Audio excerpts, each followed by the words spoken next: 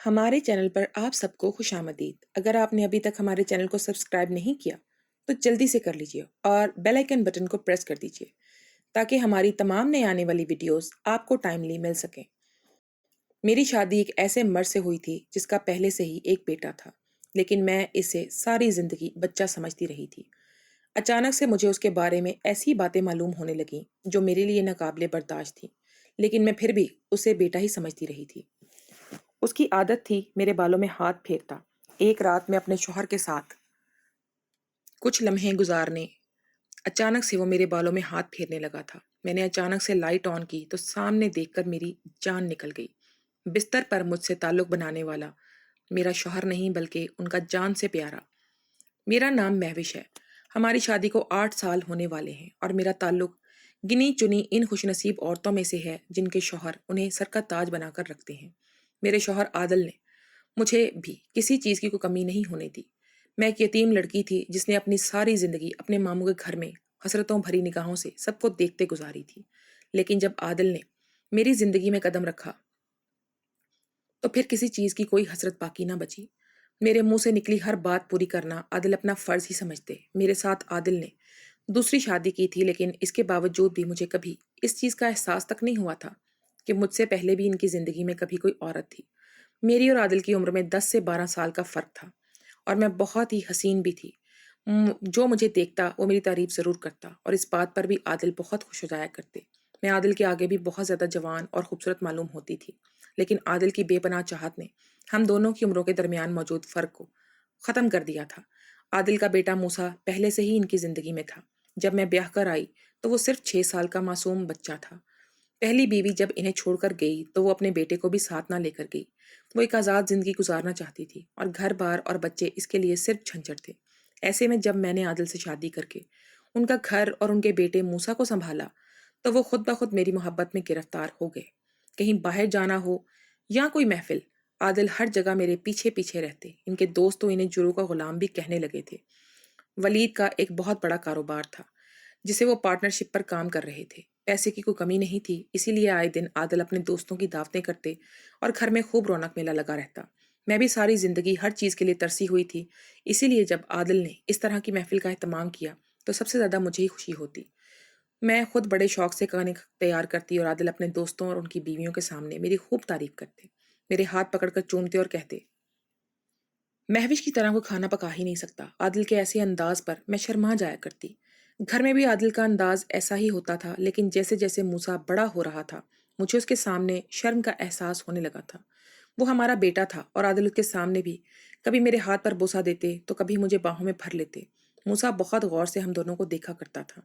کبھی کبھی تو وہ منظر سے غائب ہی ہو جاتا اور مجھے اپنے آپ میں شرمندگی کا احساس ہوتا۔ میں عادل کو اکثر ڈانٹا کرتی کہ کمرے سے باہر یہ سب کچھ نہ کیا کریں، لیکن عادل تو میری چاہت کے نشے میں ڈوبے رہتے تھے۔ موسیٰ اپنے باپ سے زیادہ مجھ سے محبت کرنے لگا تھا۔ اس نے مجھے کبھی یہ احساس نہیں ہونے دیا کہ میں اس کی سگی ماں نہیں ہوں۔ جب سے اسے سمجھ آئی تھی اور وہ 12-13 سال کا ہوا تھا، میں بہت زیادہ قریب رہنے لگا تھا میرے، اور مجھے میرے نام سے پکارتا تھا۔ میں نے اسے کئی بار سمجھایا کہ وہ مجھے ماما کہا کرے، لیکن موسیٰ ہمیشہ مجھے مہوش ہی کہتا۔ عادل مجھے کہہ دیتا کہ آپ بار بار بچے کو ایک ہی بات پر ٹوکا نہ کریں۔ اگر اسے مہوش کہنے میں محبت کا احساس ہوتا ہے تو پھر ماما کہنا ضروری تو نہیں ہے۔ وہ مجھ سے محبت کرتا ہے، میری عزت کرتا ہے، میرے لیے اتنا ہی کافی ہے۔ موسیٰ اسکول سے واپس آیا تو لاڈ سے میرے گلے میں اپنی باہیں ڈال دیتا، میرے گالوں کو چومتا، میرے بالوں سے کھیلنے لگتا۔ جیسے جیسے وہ جوان ہو رہا تھا اس کی محبت میں ایک عجیب سا والہانہ پن نظر آنے لگا تھا جو میں نے پہلے کبھی محسوس نہیں کیا تھا، مگر مجھے یہ سوچ کر بہت خوشی ہوئی کہ کم سے کم اس نے مجھے سوتیلی ماں تو نہیں سمجھا۔ عادل کے بزنس پارٹنر ہمدانی صاحب اکثر ہی اپنی بیوی کے ساتھ ہمارے گھر آتے تو میری اور موسیٰ کی محبت دیکھ کر وہ ہمیشہ ہی حیران ہوتے۔ ایک دو دفعہ باتوں باتوں میں ہمدانی صاحب نے دبے لفظوں میں مجھے کہا کہ موسیٰ کی محبت کچھ الگ ہی انداز کی ہے، ایسی محبت تو کوئی بچہ اپنی سگی ماں سے بھی نہیں کرتا۔ ہمدانی صاحب کی ایسی عجیب سی بات سن کر میں کچھ حیران ہو گئی تھی۔ یہ بات الگ تھی کہ موسیٰ کی محبت میں بہت زیادہ شدت اور چاہت تھی، لیکن ہمدانی صاحب نے جس انداز میں اس بات کو کہا تھا وہ انداز کچھ عجیب سا تھا۔ میں خود بھی موسیٰ کی محبت کو نوٹس کرنے لگی تھی۔ ہمدانی صاحب کا ہمارے گھر بہت زیادہ آنا جانا تھا۔ کبھی وہ اپنی بیوی کے ساتھ آتے تو کبھی اکیلے ہی چلے آتے۔ وہ اور میرے ہسبینڈ بیٹھ کر گھنٹوں تاش کی بازی کھیلتے اور میں ان دونوں کے لیے کبھی کھانا تو کبھی مشروبات کا انتظام کرتی۔ ہمدانی صاحب بہت ہی اچھے انسان تھے، وہ خود بھی خوش اخلاق اور عزت دینے والے تھے۔ موسیٰ سے بھی انہیں بہت زیادہ محبت تھی۔ اکثر ہی وہ موسیٰ کو اپنے ساتھ بٹھا لیتے اور دونوں گھنٹوں نہ جانے کن باتوں میں مشغول رہتے تھے۔ ہمدانی صاحب کے آنے سے موسیٰ کا بھی دل لگ جایا کرتا تھا، اور عادل تو ویسے ہی انہیں دیکھ کر بہت خوش ہوتے۔ عادل یاروں کے یار تھے، ان کا کوئی دوست بھی کھرا جاتا تو ان کی خوشی کا ٹھکانہ نہیں رہتا تھا۔ زندگی میں سب کچھ ٹھیک چل رہا تھا، اور پھر اچانک ہی ایک دن عادل کی طبیعت کچھ خراب رہنے لگی۔ کافی دنوں سے تھکاوٹ اور بخار کا احساس تھا، اور پھر اسی وجہ سے عادل کے اندر چڑچڑا پن آ گیا۔ رات کے 11 بجتے ہی عادل سارے گھر کی لائٹ بند کر دیتے اور کمرے میں بھی پوری طرح اندھیرا کر دیتے۔ میرا سختی سے لائٹ آن کرنے کو مجھے بھی منع کر دیتے کہ انہیں ان کی آنکھوں میں تکلیف ہوتی ہے۔ ان کی آنکھیں بھی سرخ اور سوجی ہوئی تھی۔ موسیٰ کو رات کے دیر سے سونا تھا، لیکن عادل سے تو رات کو روشنی برداشت نہیں ہوتی تھی۔ بخار کی وجہ سے سونے کی عادت تھی۔ وہ سونے سے پہلے کافی دیر میرے ساتھ گزارا کرتا تھا۔ ولید اب مستقل دوائیاں کھا رہے تھے، وہ ڈاکٹر کے پاس بھی خود ہی گئے تھے اور اپنے علاج پر بھی توجہ دے رہے تھے، اس لیے مجھے ان کی طرف سے زیادہ پریشانی نہیں ہوتی تھی۔ آج کل انہیں کچھ بخار ہو جاتا مگر وہ خود ہی اتر بھی جاتا۔ یہی سوچ کر میں مطمئن تھی۔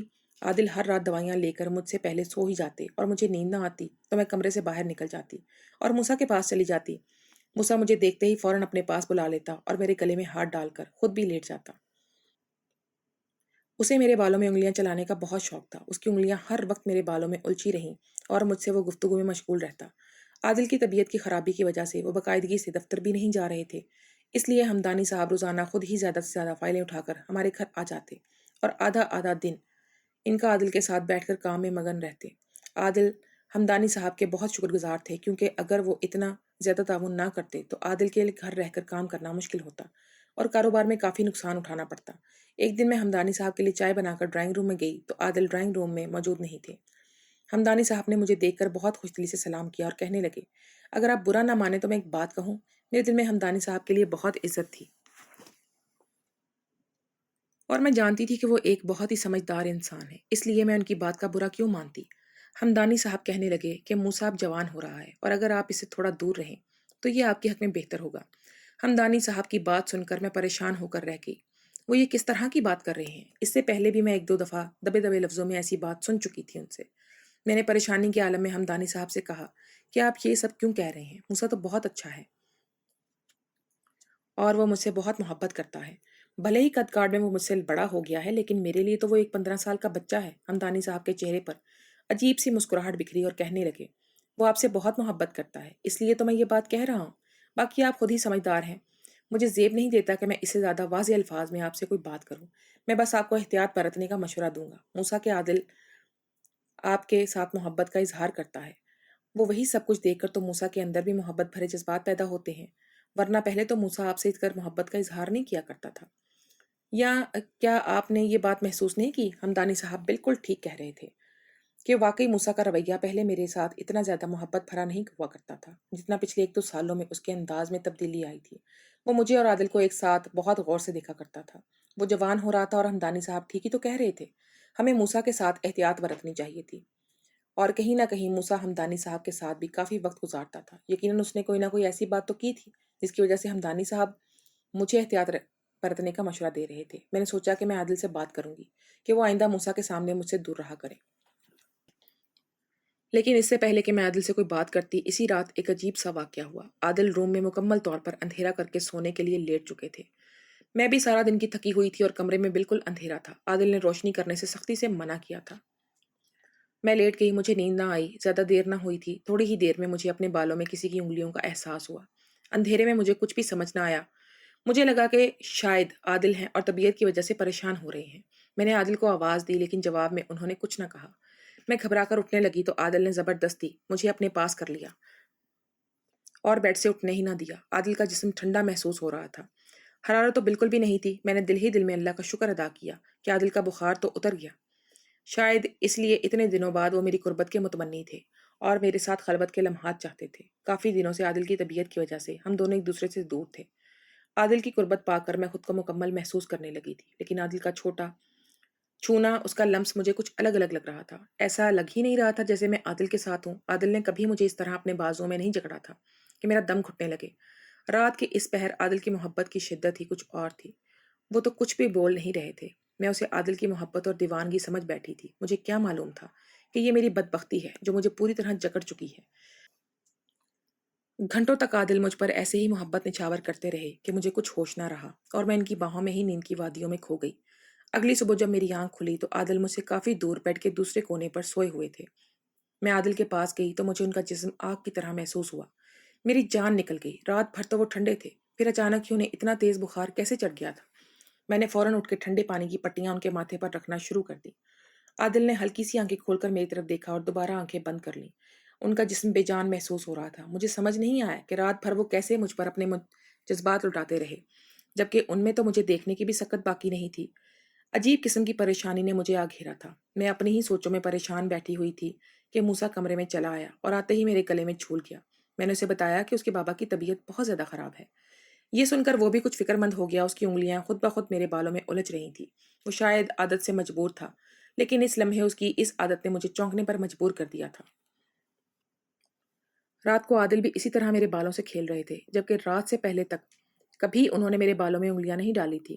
عادل کا بخار گرم سے جسم گرم ہوا اور موسیٰ کا محبت سے سرشار ٹھنڈا جسم میرے دل دماغ میں ہلچل مچا رہے تھے۔ کیا یہ ممکن تھا کہ رات کو میرے ساتھ عادل نہیں بلکہ موسیٰ تھا؟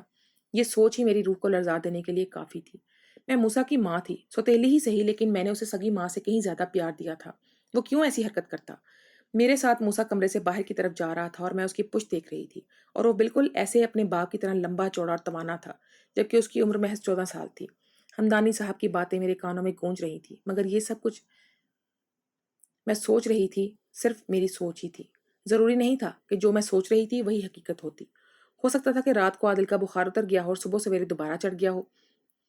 میں نے خود ہی خود کو تسلی دی تھی۔ میں یہ سوچ بھی نہیں سکتی تھی کہ میرا اپنا ہی بیٹا میری زندگی میں میرے شوہر کی جگہ لینے کی کوشش کرے گا۔ دوا کے بعد عادل کا بخار اتر گیا تھا، لیکن کمزوری سے ان کے لیے بستر سے اٹھنا بھی محال ہو رہا تھا۔ میں ہمدانی صاحب کو کمرے میں بلا کر لے آئی تھی۔ وہ کچھ فائلوں پر دستخط کروانے کے لیے آئے تھے۔ عادل کی طبیعت دیکھ کر وہ بھی بہت زیادہ پریشان ہو گئے اور خود عادل کو اپنے ساتھ ڈاکٹر کے پاس لے کر چلے گئے۔ ہمدانی صاحب سگے بھائیوں کی طرح عادل کا خیال رکھتے تھے۔ میں ان کی بہت شکر گزار تھی۔ عادل جب بھی بزنس کے سلسلے میں کہیں جاتے تو ہمدانی صاحب ہی میرا اور موسیٰ کا خیال رکھتے تھے، اور آج بھی وہی عادل کو اسپتال لے کر گئے تھے۔ کچھ دیر بعد جب وہ لوگ واپس لوٹے تو ہمدانی صاحب نے بتایا کہ پریشانی کی کوئی بات نہیں، عادل کو کچھ بخار ہوا تھا، لیکن ساتھ ہی دواؤں کے ری ایکشن نے اس کی بیماری کو تھوڑا بڑھا دیا، اور اسی ری ایکشن کی وجہ سے عادل کی آنکھیں سرخ اور سوجی ہوئی ہیں۔ جلد ہی عادل بالکل ٹھیک ہو جائے گا۔ ہمدانی صاحب کی بات سن کر میں مطمئن ہو گئی تھی۔ جاتے جاتے ہمدانی صاحب کہنے لگے، مہوش آپ اپنا بھی خیال رکھیں، کیونکہ عادل کو آپ نہیں دیکھنا ہے، اور ساتھ ہی موسیٰ کا بھی۔ موسیٰ کی محبتیں اچھی نہیں ہیں، اور اسی لیے میں نے ایک دو دفعہ موسیٰ کے دوستوں کو دیکھا، وہ لڑکے بھی بہت زیادہ بگڑے ہوئے اور عیاش پرست ہیں۔ ایسا نہ ہو کہ ان کی صحبت میں موسیٰ بھی ہمارے ہاتھوں سے نکل جائے۔ ہمدانی صاحب تو اپنی بات کہہ کر چلے گئے تھے، لیکن مجھے سوچوں کے بھنور میں چھوڑ گئے تھے۔ مجھے واقعی موسیٰ کی طرف سے خوف ستا رہا تھا۔ اگر واقعی وہ بری صحبتوں میں پڑ گیا تو پھر ممکن تھا کہ رات میں کمرے میں وہی موجود ہوتا۔ ویسے بھی ہر وقت وہ میرے ساتھ چپکا رہتا تھا۔ میرا سارا دن پریشانی کے عالم میں گزر گیا۔ عادل کی طبیعت پہلے ہی بہتر تھی۔ میں نے انہیں رات کے کھانے کے ساتھ دوائیاں دی تو کچھ ہی دیر میں وہ کمرے کی ساری لائٹس بند کروا کر سونے کے لیے لیٹ گئے۔ سوچ سوچ کر میرے سر میں بہت زیادہ درد ہو رہا تھا، اس لیے میں نے بھی سر درد کی دوا لی اور سو گئی۔ رات کے کسی پہر میں بہت زیادہ گہری نیند میں تھی جب مجھے اپنے ساتھ کسی کے وجود کا احساس ہوا۔ میں خود بھی گہری نیند سے بیدار ہوئی تھی، اس لیے کچھ سمجھ نہ پائی تھی، اور میرے شوہر میرے ساتھ خلوت کے خوبصورت لمحات نے گزارنے شروع کر دیے تھے۔